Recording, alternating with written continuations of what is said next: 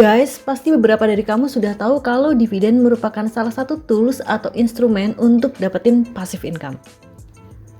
Gampang nggak sih dapetin dividen? Gampang guys. Sebelum membahas lebih detail tentang dividen sebagai kendaraan untuk mencapai passive income, kamu perlu menjawab pertanyaan, kira-kira kenapa sih kok perlu dapetin passive income? Apa bedanya passive income dan juga active income? Passive income merupakan pendapatan yang kita peroleh tanpa harus terlibat aktif untuk mendapatkannya. Misalnya apa? Misalnya jika kita punya rumah ataupun properti ataupun misalkan ruko terus kita sewain. Nah kita kan nggak perlu kerja aktif 9 to 5 ya kan? Kita masih dapat duit dari sewa rumah ataupun ruko tersebut. Sedangkan active income ataupun pendapatan yang diperoleh secara aktif merupakan hal yang berbeda dari passive income. Active income adalah pendapatan aktif merupakan pendapatan yang kita terima kalau misalkan kita aktif bekerja. Aktif bekerja, iya, jadi kita harus datang ke kantor ya kan untuk bekerja dari hari Senin sampai dengan Jumat dari jam 8 pagi sampai dengan jam 5 sore. Terus kalau misalkan kita tidak melakukan itu, maka pendapatan kita akan berhenti dan juga stop, jadi kita tidak memperoleh uang sama sekali. Jadi gimana? Mau active income atau passive income atau dua-duanya?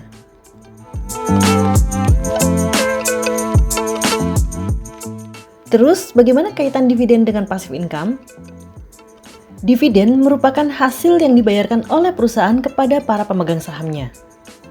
Jadi, ketika investor maupun pemegang saham menginvestasikan uangnya kepada sebuah perusahaan, maka perusahaan tersebut akan menggunakan uang tersebut sebagai modal usaha.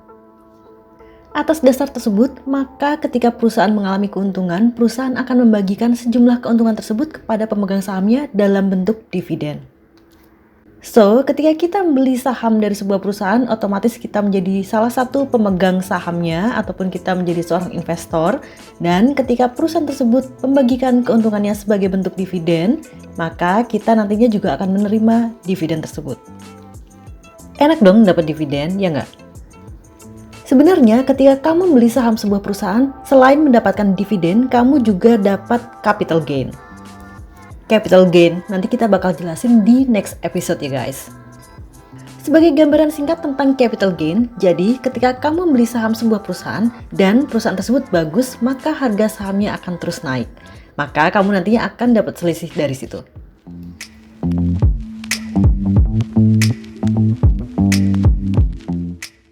Sebenarnya ada banyak banget jenis dividen, tapi yang paling sering adalah dividen tunai. Jika kamu seorang investor atau kamu adalah seorang pemegang saham dari suatu perusahaan dan tiba-tiba kamu mendapatkan notifikasi atau informasi bahwa perusahaan tersebut membagikan dividen, maka beberapa saat kemudian nih kamu dapat ataupun cek rekening RJN kamu dan di situ ada sejumlah uang cash masuk ya, dapat transferan, maka itu adalah dividen tunai. Enaknya juga nih, dividen bisa dibagikan lebih dari satu kali dalam satu tahun. Tapi kalau misalkan perusahaannya lagi nggak bagus, ya bisa jadi nggak dapetin dividen juga. Makanya perlu hati-hati dalam memilih perusahaan yang akan diinvestasikan. Beberapa indikator dapat kamu gunakan untuk menilai apakah perusahaan tersebut, perusahaan yang kamu ingin investasikan itu membagikan dividen dengan baik. Beberapa rasio ataupun indikator yang bisa kamu gunakan antara lain,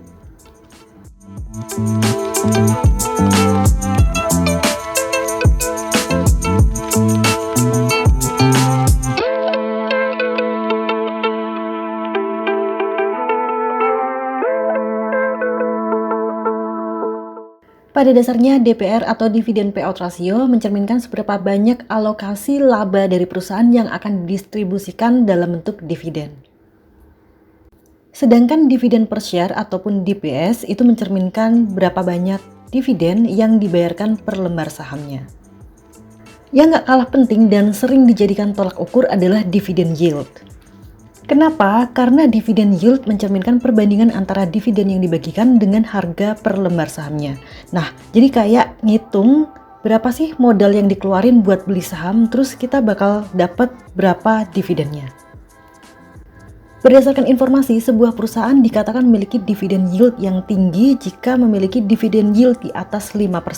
Jadi kamu bisa hitung ya, kira-kira perusahaan yang kamu investasikan itu bagiin dividen berapa, dan juga kamu bisa bandingin dengan harga sahamnya.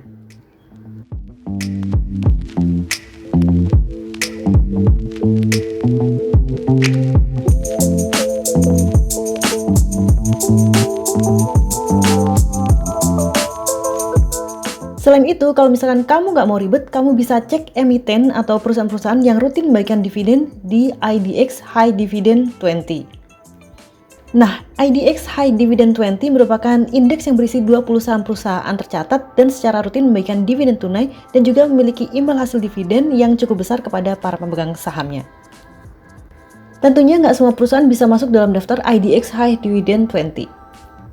Terdapat beberapa kriteria yang perlu dipertimbangkan, antara lain likuiditas yang baik, kemudian kapitalisasi pasar, dan juga perusahaan ataupun emiten tersebut aktif membagikan dividen tunai selama 3 tahun terakhir, dan tentunya membagikan dividen dengan dividen yield yang menarik. Nanti kita juga bakal share link untuk kamu cek IDX High Dividend 20. Jadi nantinya kamu bisa cek secara berkala daftar perusahaan yang masuk ke IDX High Dividend 20. Kenapa? Karena memang secara berkala bursa akan melakukan penyesuaian dan melakukan cross-check ulang apakah perusahaan-perusahaan yang ada dalam daftar masih layak untuk masuk ke IDX High Dividend 20 atau enggak. Oke, that's all for today. Semoga bermanfaat ya, dan sampai ketemu di video selanjutnya. See ya!